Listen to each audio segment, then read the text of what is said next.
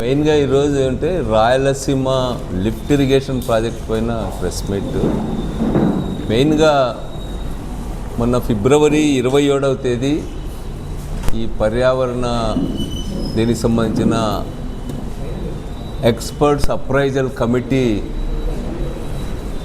దీనికి సంబంధించిన డిపిఆర్ తయారీ కోసం చేసిన పనులను అన్నింటిని కూడా రద్దు చేసి వాటన్నిటిని యథార్థ స్థితికి తీసుకురావాలా, ఎలాంటి పనులు కూడా చేయరాదని చెప్పి ఎక్స్పర్ట్స్ అప్రైజల్ కమిటీ చెప్పడం అనేటువంటిది నిజంగా ఇది మనకు శరాఘాంతం లాంటి వార్త. ఇప్పటికే రాయలసీమ ప్రజలు, రాయలసీమ రైతాంగం కూటమి ప్రభుత్వం ఏర్పడినప్పటి నుంచి కూడా ఈ ప్రాంతం పట్ల ఒక నిర్లక్ష్యము, నిరాదరణ కొనసాగుతుందని చెప్పి భావిస్తున్న తరుణంలో ఈరోజు ఇలాంటి ఆదేశం రావడం అనేటువంటిది నిజంగా బాధాకరం. ఎందుకంటే రాయలసీమ లిఫ్ట్ ఇరిగేషన్ ప్రాజెక్టు ప్రధానంగా చెన్నైకి తాగునీరు, అదేవిధంగా రాయలసీమ ప్రాంతాల్లో తాగునీటి ప్రయోజనాలు నెరవేర్చడానికి ప్రతిపాదించినటువంటి ప్రాజెక్ట్ ఇది. దీనికి సంబంధించి 2023లో కూడా మార్చిలో తొలి దశ పనులకు సంబంధించిన శాంక్షన్స్ అన్నీ కూడా అప్పటి వైఎస్ఆర్ ప్రభుత్వం, రాష్ట్ర ప్రభుత్వం ఇవ్వడం జరిగింది.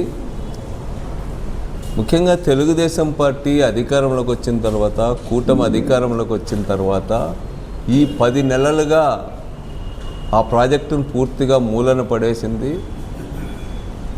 ఏమాత్రం కూడా పనులు ముందుకు పోలేదు. ముఖ్యంగా ఈ గ్రీన్ ట్రిబ్యునల్లో కానీ లేకపోతే ఈ ఎక్స్పర్ట్స్ అడ్వైజరీ కమిటీ ముందు కానీ రాష్ట్ర ప్రభుత్వం సమర్థవంతమైనటువంటి వాదనలు వినిపించకపోవడం వల్లనే ఈరోజు ఈ దుస్థితి ఏర్పడింది.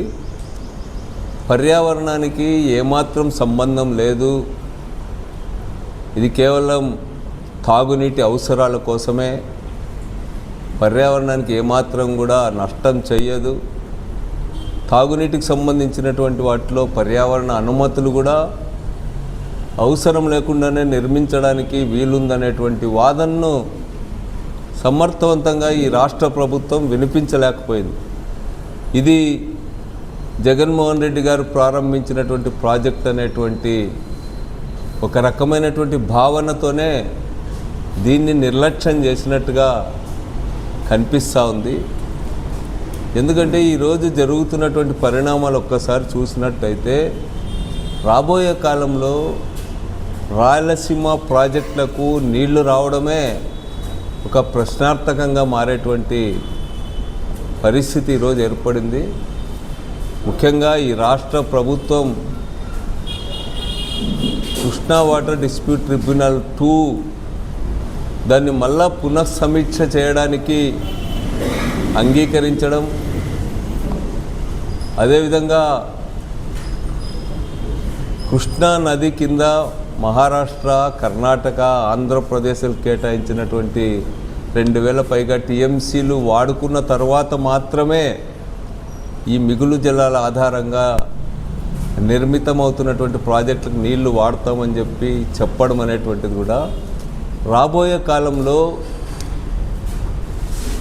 ఈ ప్రాజెక్టులకు నీళ్లు తెచ్చుకోవడమే గగనమయ్యేటువంటి పరిస్థితి ఈరోజు దాపురించింది. ఈ సందర్భంలోనే మనకందరికీ కూడా తెలుసు, ఒకవైపు 854 అడుగులకు నీటి మట్టం చేరే వరకు నీటిని వాడుకోరాదనేటువంటి అంగీకారం ఉన్నప్పటికీ కూడా,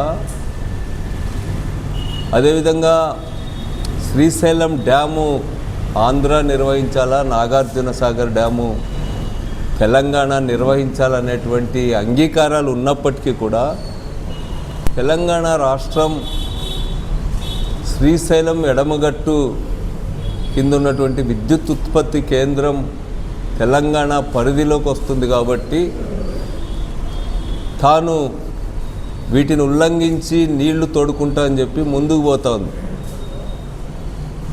మనందరికి కూడా తెలుసు, దాదాపు 798 అడుగుల నుంచే నీటిని తోడడం తెలంగాణ చాలా రోజులుగా చేస్తూ ఉంది. ఇప్పుడు 800 అడుగుల నుంచే సాగునీటికి కూడా ఉపయోగించుకోవడానికి అవసరమైన లిఫ్ట్ స్కీమ్స్ అన్నీ కూడా పాలమూరు రంగారెడ్డి కానీ, డిండి ప్రాజెక్ట్ కానీ, ఇతర లిఫ్ట్ స్కీమ్స్ అన్నీ కూడా తెలంగాణలో అమల్లో ఉన్నాయి. మనం 854 అడుగులు వచ్చే వరకు, లేకపోతే మన పోతిరెడ్డిపాడు రెగ్యులేటర్ 841 అడుగులు వస్తే కానీ మనం పోతిరెడ్డిపాడు రెగ్యులేటర్కి నీటిని డ్రా చేయలేమన్నమాట. అది దాటిన తర్వాత కూడా ఒక 2000 క్యూసెక్స్ డ్రా చేస్తే పూర్తిగా 854 అడుగులు చేరే వరకు అంటే కనీసం 7-8 క్యూసెక్లు మాత్రమే మనం డ్రా చేయగలం. అట్లాంటిది 880 అడుగులకు చేరుకున్నప్పుడు మాత్రమే శ్రీశైలం డ్యాంలో మనం ఒక 40 టీఎంసీల వరకు కూడా నీళ్లు డ్రా చేయడానికి అవకాశం ఉందన్నమాట. మరి పోతిరెడ్డిపాడు హెడ్ రెగ్యులేటర్ కింద ఈరోజు చాలా ప్రాజెక్టులు ఆధారపడి ఉన్నాయి. ఎస్ఆర్బిసి లాంటి ప్రాజెక్టులు కానీ, తెలుగు గంగ ప్రాజెక్టులు కానీ, సోమశిల, కండలేరు, లేకపోతే ఇవన్నీ కూడా ఈరోజు పోతిరెడ్డిపాడు హెడ్ రెగ్యులేటర్ కింద మనం నీళ్ళు అందించాల్సినటువంటి అవసరం ఉంది. దాదాపు 101 టీఎంసీల నీటిని వీటికి అందించాల్సినటువంటి అవసరం ఉంది. అట్లాంటప్పుడు తెలంగాణ ప్రభుత్వం అంగీకారాలని వీటన్నిటిని తోసిపుచ్చి 800 అడుగుల నుంచే విచ్చలవిడిగా నీటిని తోడేస్తూ ఉంటే భవిష్యత్తులో చాలా కష్టమవుతుంది. ముఖ్యంగా మహారాష్ట్ర, మధ్యప్రదేశ్, తమిళనాడు, మనము, కర్ణాటక 3 రాష్ట్ర ప్రభుత్వాల అంగీకారంతో నిర్మించిన చెన్నై తాగునీటికి 15 టీఎంసీలు ఇవ్వడం కూడా చాలా కష్టమవుతుంది అనేటువంటి ఉద్దేశంతో కేవలం తాగునీటి అవసరాల కోసం జగన్మోహన్ రెడ్డి గారి ప్రభుత్వం ఈ యొక్క రాయలసీమ లిఫ్ట్ ఇరిగేషన్ ప్రాజెక్టును ప్రతిపాదించి దాన్ని ముందుకు తీసుకుపోతూ ఉంది. ఇప్పుడు ఆ ప్రాజెక్టు లేకపోతే భవిష్యత్తులో చుక్క నీరు తెచ్చుకోవడం కూడా మనం ప్రశ్నార్థకంగా మారుతుంది. అయితే ఇదే సందర్భంలో తెలంగాణలో ఉన్న ప్రాజెక్ట్స్ కూడా 800 అడుగుల నుండే వాళ్ళు నీటిని తోడడాన్ని, దీనిపైన ఇప్పటికే నేషనల్ గ్రీన్ ట్రిబ్యునల్ ఇవన్నీ కూడా ఆక్షేపించినాయి. అయినా తెలంగాణ గవర్నమెంట్ వాటిని ఖాతరు చేయడం లేదు. ఫైన్ కూడా వేసింది ఈ మధ్య కాలంలోనే. దాదాపు 800 కోట్ల రూపాయలకు పైగా తెలంగాణ గవర్నమెంట్ పైన నేషనల్ గ్రీన్ ట్రిబ్యునల్ ఫైన్స్ కూడా వేసింది. ఫైన్స్ వేసినా కూడా వాళ్ళు ఖాతరు చేయకుండా వాళ్ళ పనులన్నీ కూడా కొనసాగిస్తూనే ఉన్నారు. ఈ పరిస్థితి ఇలాగే ఉంటే రాబోయే కాలంలో ముఖ్యంగా రాయలసీమ ప్రాంతంలో ఉన్నటువంటి ప్రాజెక్టులు నీరు లేని ప్రాజెక్టులుగా మారేటువంటి అవకాశం ఉంటుంది. అందుకనే ఈరోజు జగన్మోహన్ రెడ్డి గారి ప్రభుత్వం వీటన్నిటిని ముందుకు తీసుకుపోయే విధంగా ఈ కొత్త ప్రాజెక్టును ప్రతిపాదించి అమలు చేయడానికి నిర్ణయించుకుంది.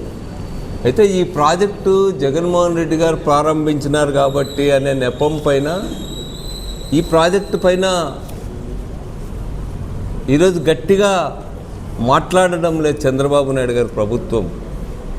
అంతేకాకుండా ఎంత ఘోరంగా ఉందంటే, ముఖ్యంగా తెలంగాణ రాష్ట్రం ఏర్పడిన తర్వాత 2 రాష్ట్రాల మధ్య నదీ జలాలకు సంబంధించి తీవ్రమైనటువంటి వివాదాలు నెలకొన్నాయి. ఈరోజు మొత్తం కృష్ణా వాటర్ ట్రిబ్యునల్ 2నే పునఃసమీక్ష చేయాలని ఈరోజు కేంద్ర ప్రభుత్వం కూడా తెలంగాణ ఎన్నికల సందర్భంగా వాళ్ళకి సహకరించి వాళ్ళకి అనుకూలంగా ఈరోజు నిర్ణయం తీసుకుంది. బచావా ట్రిబ్యునల్ తీర్పుని సుప్రీంకోర్టు తీర్పుతో సమానమైనటువంటి తీర్పు, దాన్ని ఈరోజు తిరగదోడి ముందుకు పోతూ ఉన్నారు. తీవ్రమైన సవాళ్లను మన ఇరిగేషన్ ప్రాజెక్ట్స్ ఎదుర్కొంటూ ఉన్నాయి. మనం చూసాం నాగార్జున సాగర్ దగ్గర మన పోలీసు అంతా పోయి ఆ రోజు చేయాల్సి వచ్చింది. అదేవిధంగా ఈరోజు ప్రతి ప్రాజెక్టుకు సంబంధించినటువంటిది సమస్యగా తయారైంది. ప్రాజెక్టుల వారిగా నీటి కేటాయింపులు చేయాలనేటువంటి విషయాలు, అనేక రకాలైనటువంటి వివాదాలు ఈరోజు ముందుకు వస్తున్నటువంటి సందర్భంలో రాష్ట్ర ప్రభుత్వం మంచి ఎక్స్పర్ట్స్ టీంని ఏర్పాటు చేసి కోర్టుల్లో ఫైట్ చేయడం కానీ, సెంట్రల్ గవర్నమెంట్తో ఫైట్ చేయడంలో కానీ, నీటి ప్రయోజనాల్ని హక్కులను సాధించడంలో కానీ చాలా పూర్తి శ్రద్ధ పెట్టి ఫైట్ చేయాల్సినటువంటి అవసరం ఉంది. ఈరోజు తేలిగ్గా తీసుకుంటే రాష్ట్ర ప్రయోజనాలు దెబ్బతింటాయనేటువంటిది చంద్రబాబు నాయుడు గారి ప్రభుత్వం గుర్తించడం లేదు. ఈరోజు కూటమి ప్రభుత్వం ఈరోజు ఉన్నది రాష్ట్రంలో అధికారంలో, డబుల్ ఇంజన్ సర్కార్ అని చెప్తా ఉన్నారు.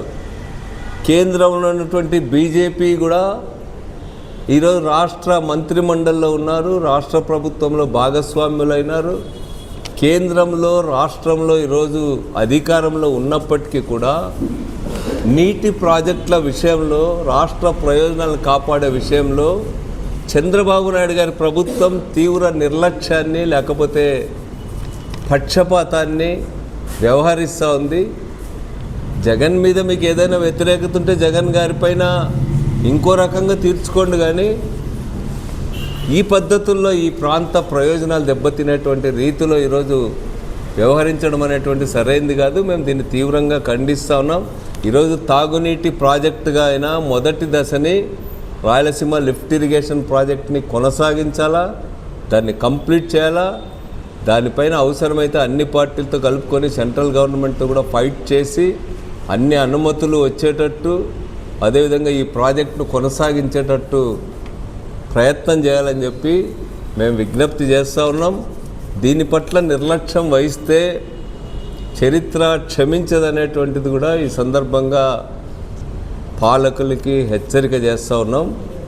దీనిపైన రైతాంగము, అదేవిధంగా రాష్ట్రంలో ఉన్నటువంటి రాజకీయ పార్టీలు వీళ్ళందరూ కూడా చైతన్యయుతంగా కృషి చేయాల్సినటువంటి అవసరం ఉంది. ప్రత్యేకించి రాయలసీమలో ఉన్నటువంటి వివిధ రైతు సంఘాలు కానీ, లేకపోతే ఇతర ప్రజాస్వామ్యయుతంగా పనిచేసే సంఘాలు అందరూ కూడా ముందుకొచ్చి వీటి కోసం ఫైట్ చేయాలి. ఎందుకంటే ఇప్పటికే మనమంతా కూడా జగన్మోహన్ రెడ్డి గారి గవర్నమెంట్లో కర్నూలుని అభివృద్ధి చేయడానికి, అక్కడ హైకోర్టు ఏర్పాటు చేయడానికి కానీ, లేకపోతే వివిధ కోర్ట్స్ ఏర్పాటు చేయడానికి కానీ చేసిన ప్రయత్నం కానీ, ఇతర డెవలప్మెంట్స్ కానీ అన్నీ అమరావతికి తరలిస్తూ ఉన్నారు. అమరావతి జపం తప్ప వెనుకబడిన ప్రాంతాల గురించి, ఇతర ప్రాంతాల గురించి ఆలోచించే తీరిక ఈ ప్రభుత్వానికి లేదు అనేది మనకు స్పష్టంగా కనపడుతుంది. అందుకనే అందరూ కూడా చైతన్యవంతమైనటువంటి పాత్ర నిర్వహించి వీటిని అడ్డుకోవాలా, ప్రభుత్వం పైన ఒత్తిడి తేవాలని చెప్పి కూడా విజ్ఞప్తి చేస్తాం.